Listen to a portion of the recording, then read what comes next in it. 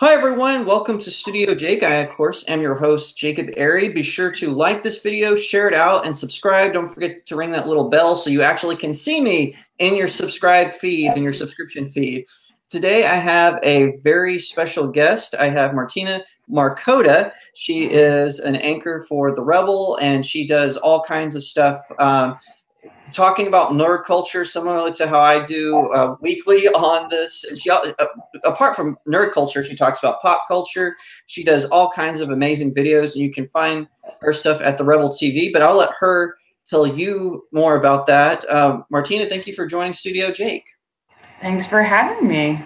One thing, this is since we're live, you might hear my dog bark in the background. I won't be able to edit that out later. But anyway, so Martina, a couple of weeks ago, you did this video where you compared how Marvel and DC and Image Comics, even like some of the smaller or the second tier comic book companies, they're doing this thing where they're inserting SJW messaging into their comic book pages and into their storylines. And I've railed against this. I did a whole video about Batman White Knight. That was before I read it, and I've read the first 7 parts, and I'm about to read the 8th. I'm going to do a full breakdown of that one as well. But just how they're inserting like these left-wing messages into the comic books, and you compared it to Gamergate, which I didn't even think it was until I saw your video. It didn't really occur to me, wow, this is actually kind of like Gamergate, because the executives, especially at Marvel, came out and attacked the fans when the comic books failed to sell.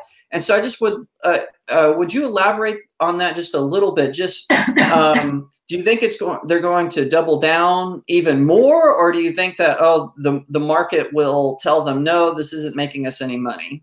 Yeah, I mean, I think that's what we see of liberals, right? I mean, they just double down. I don't think they really get a clue. I mean, there's constantly in their face something happens and it's just so obvious and they just won't accept it. So yeah, I'm pretty sure they'll double down.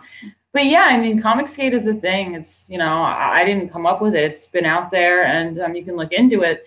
But basically, like, what happened in the gaming industry, I'm not a big gamer, so I don't know too much about it, but I am familiar with the general concept of, the trying to insert political correctness and, ideological things into the gaming industry, and feminism, complaining about, the female representation and how they're represented in gaming. And it just started to piss off just regular gaming people that didn't really have anything to do with politics. They weren't particularly right-wing or anything.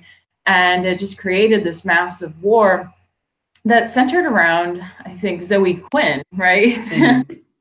So with the comics industry, it's the same thing. They're turning, Miss Marvel is now a 16-year-old Muslim who talks about infidels and stuff like that. There's Captain America, who is fighting alongside Antifa, punching Nazis. Thor is a woman, and X-Men universe, they have a gay marriage. Cool cover spread. Yeah, on the cover. And so, I mean, they're definitely trying to do the same thing. And again, regular comic book fans are just like, what is going on here? Like, this is not what this is supposed to be about. Just give me my comic books back. So yeah, I mean, it's totally like Gamergate. And also, in addition to that, Zoe Quinn has now been hired by DC Comics. Oh my gosh. Comics. So she is now going to be involved in the comics industry. I mean, it is totally paralleling Gamergate. So yeah. And it's so sad because, like, I don't know if you're familiar with Mike Barron. He created the Nexus comics, and he wrote he had a run on the Punisher, which they forced him to turn the Punisher black, which was really hilarious.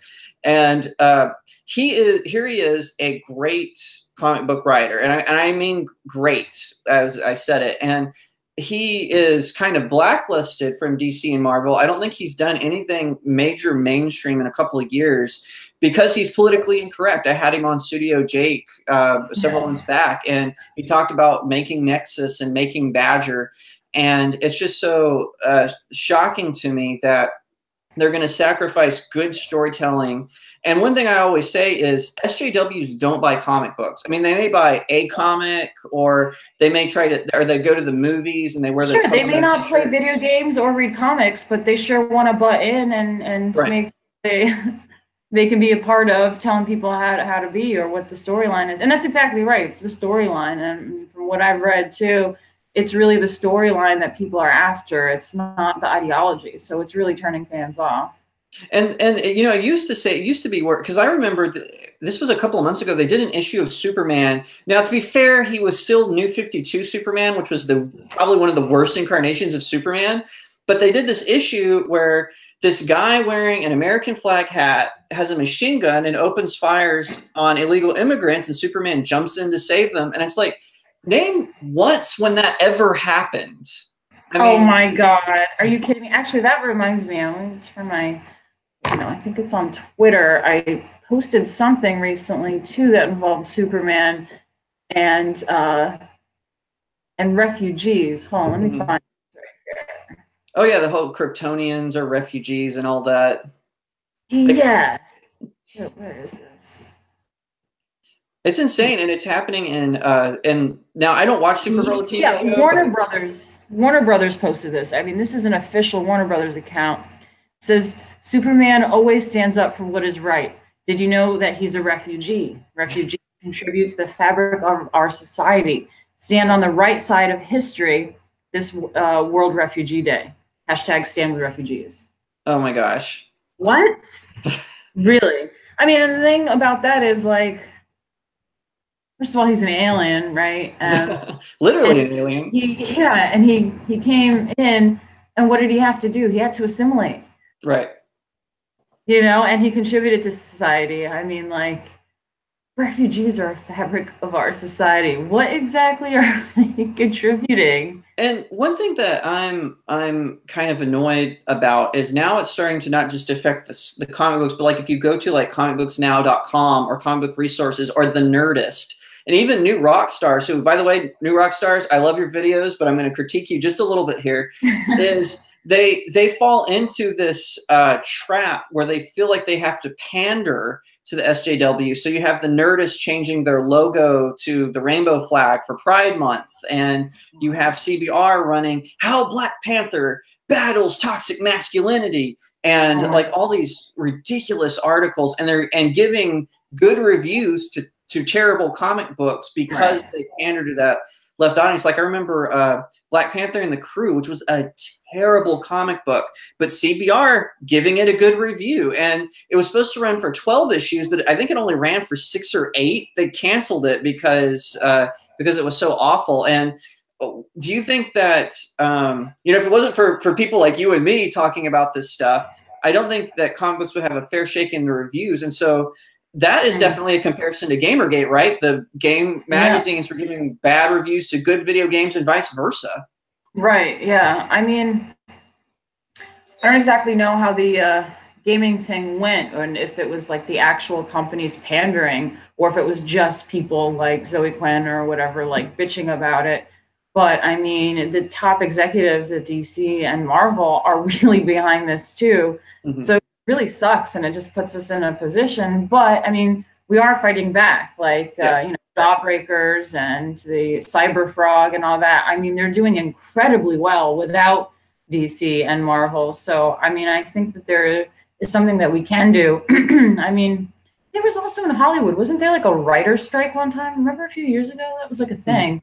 So I mean, if we're able to just take the talent away from them, what can they do?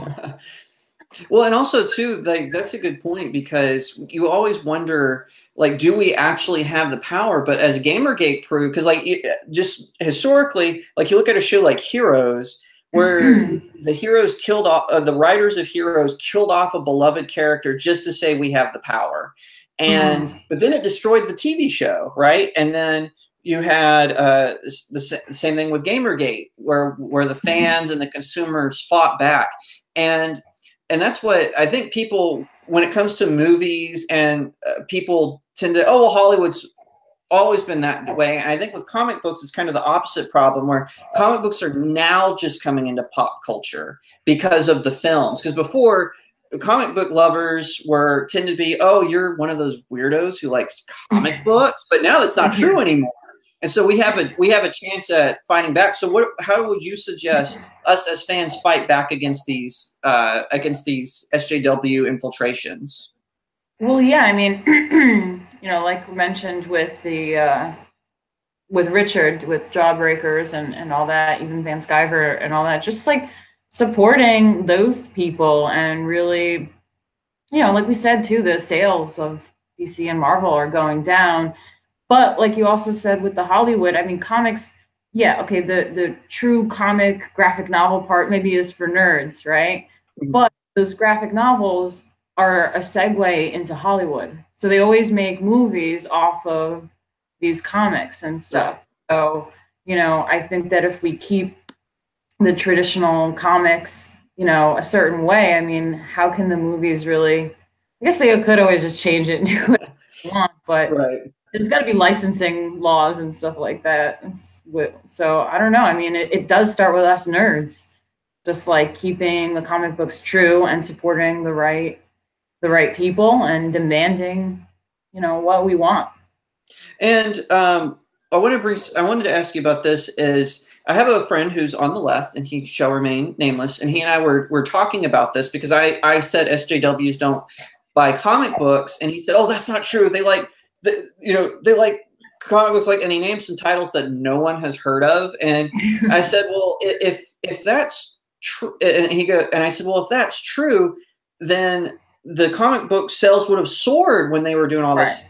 Like, I think Thor was so bad they brought the original Thor back. I think this month Thor is back, and I think they gave the female Thor the Thunderstrike hammer or something like that. But they also canceled the gay X-Men too. That didn't last long. Well, and see, that's one thing is what do you think about that? Because he said, well, this gives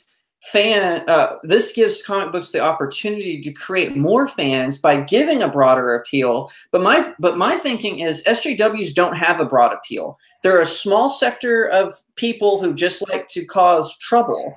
And I'm curious what you think. Does that argument have some merit? That's exactly true. I mean, like, what is the percentage of, let's say, gay people? I mean, it's a really small population of the country. So why are we pandering to a small group of people? I mean, what is the percentage of these extreme SJWs? They really are a small percentage. What, LA and New York City? And we're going to them? Why? I mean, it's everyone else that's reading the comics. And I honestly don't really have an issue if they want to bring in a gay character. So like North Star, the character who is on the cover of X-Men getting married to his husband, that didn't. I know my thing is North Star was always gay. He was always homosexual. That was part of his character. But when DC Comics in Earth 2, Earth 1, when they turned Alan Scott, who in the original comic series, he was married, he had two children, both became superheroes. And then when they redid it, they made him homosexual. Same thing with Colossus and Ultimate X-Men, which that's what collapsed that series. Right. No, totally. I agree with you. That's also the point is why are you trying to change the storyline and the character of something that already exists? If you want a character, I don't have a problem with it. Create a new character. Right. Exactly. If you want to make, a half black, half Hispanic, character, don't change Spider-Man. That he already has a story. Create another comic book character. That's fine. And yeah, I mean, I grew up when I was younger. I liked the adult comics, with all the sexy women and stuff, Blade and Fathom and all that. And in Gen 13, I really liked Rainmaker, and she's a lesbian, actually. Well, it's also that's kind of like saying like, okay, Gambit is Cajun. I'm Cajun. My family, most of my family's from New Orleans, especially on my mom's side. And so I really have an affinity for the character Gambit. But like if they were to say, okay, we're going to take Batman, who, as you can tell from behind me, he's my all-time favorite character. We're going to make him Cajun to appeal to a Cajun audience. Well, me as a Cajun, I would go, that's ridiculous. We have a Cajun character. We have Gambit. Yeah. Now, I know that's two different companies, but I'm just saying, as an example, that's that kind of logic that doesn't make sense. Does that make sense? Yeah, sure. Yeah, sorry, I had a little glitch, but yeah, I caught that. Yeah, it does make sense. exactly. I mean, there's no need to change a character. We are all really familiar with these characters. We know who they are. So when you take that away, I mean, it's like changing Santa Claus or Jesus. You're like, wait, what? Like, what are you doing? We already know his story. That's you can't just change the story. Create something new. That's the thing about the left. They really all they do is just copy and just try to change history. They don't really create. Right. Really creating new things and new ideas. They just want to keep butting in and changing history and rewriting things. And see, I had this conversation with a fellow nerd, and this guy is very knowledgeable. And we were talking, and he was talking about Superman, and one of the reasons, and he was saying that Superman is a messianic figure. And I said, no, that's not true. If you actually read the original stories, and when Jerry Siegler and I can't remember the other guy's name, when they created him, he was actually created to be a Moses-like character. Because it was written in the time of the Great Depression. It wasn't until Superman Returns where they kind of brought out, oh, he's a savior for mankind. And they're trying to create a secular Jesus. And I just think that, and I also think that's why Superman Returns and Man of Steel weren't as good, was they were trying to make Superman something he's not by just doing that subtle change from a Mosaic leader to a Christ-like figure. And I think that is... Now, I'm getting a little philosophical. No, it's really interesting, actually, because when I posted that thing about Superman recently, about being a refugee, someone said something related it to Moses somehow. And then I had someone in a comment say, how does that have to relate to Moses? Like, I don't understand. And he just came back with the whole thing about, well, I mean, Moses was put in a basket and sent off, by his mother. And he ended up, being this sort of, I wouldn't say savior, because I guess that's what we call Jesus, but like doing something, helping his other fellow, kind, his people, the Jews, and then he related it to how the Kryptonian parents put him in a shuttle basket type thing as a baby and put him here to, save themselves. Because it had to do with they were trying to kill off the first baby Jews. So to save him, You're still there? And parents put him in the shuttle to save him and sent him off, and he became kind of like a leader for the rest of the Kryptonians. So there really is a comparison to Moses there, which I never realized. And so it is really interesting. And I've got one more question for you. As far as I'm always curious, because I'm finding my lists sometimes are very different. As far as superhero movies, say from, let's say I won't go too early, say like from 2005 till now, what are some of your favorite superhero movies? Marvel, DC, Kick-Ass, I don't know. What are some of your... Kick-Ass was pretty fun. I love Nicolas Cage, his character. Yeah, no, Kick-Ass was cool. I mean, I always enjoyed the Iron Man movies. Yeah, I like him too. I really like Iron Man. You know what's funny is when Iron Man 2 came out, I didn't like it because I just thought it wasn't as good as the first one. But then I recently rewatched it, and I'm like, oh, this is actually a pretty good movie. It isn't as good as the first Iron Man, but it's still a decent movie, I thought. Yeah, no, it's good. And then I heard about, because I would always look for what are some right-wing movies and stuff. And I heard that one of the Batmans, is it like the third Batman or something? It's the second one. Is it the second one? Yeah. The Dark Knight with Heath Ledger. The Dark Knight, yeah, that's the one. They were saying that's kind of like a right-wing type of movie, and the themes behind it kind of reflect society and. Yeah, you could make that case for the third one as well, because people were saying that like Bane's gang and The Dark Knight Rises, they kind of resembled Occupy Wall Street because it was made when all that was happening. So I could see that as well. But as far as like messaging, I would say probably The Dark Knight had the biggest conservative message. Yeah. In my humble opinion. Yeah, I'm trying to think of exactly the points to it, but I watched it I think around the election when I was pumped about watching more of our type of content. Also, message behind it.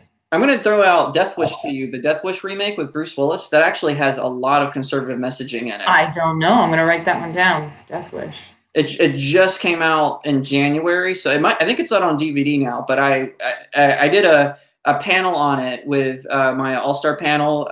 We broke it down and some of the conservative messaging in it. But yeah, it's definitely a conservative. I wouldn't say like full-on conservative, but it definitely has those undertones. Well, yeah, I mean, that's what's good is when we can do stuff that has the undertones and like an underlying message and theme without, you know, screaming and raving like the left do about ideology. Exactly. Things are really successful. All right, Martina, thank you again so much for coming on. Where can people find you? Well, you can find me at TheRebel. If you go on YouTube and just look up Rebel Media and just keep a lookout in the title for Martina Markota. I'll try to get my face on those thumbnails. I have a website, Martina Markota, MartinaMarkota.com. That's kind of updated with all my stuff, but obviously social media, Twitter, again, Martina Markota, Instagram, it's all the same thing. And also you can find me on Twitter at RealJacobAiry. Instagram is real.jacob.airy. My blog is jacobairy.blog, where I have more content where I talk about nerd culture and entertainment and pop culture. And I always enjoy having guests on like Martina, who are fellow nerds and like to talk about stuff like that. That's always fun. So Martina, thank you again so much for coming on. Yeah, thanks for having me. Take care.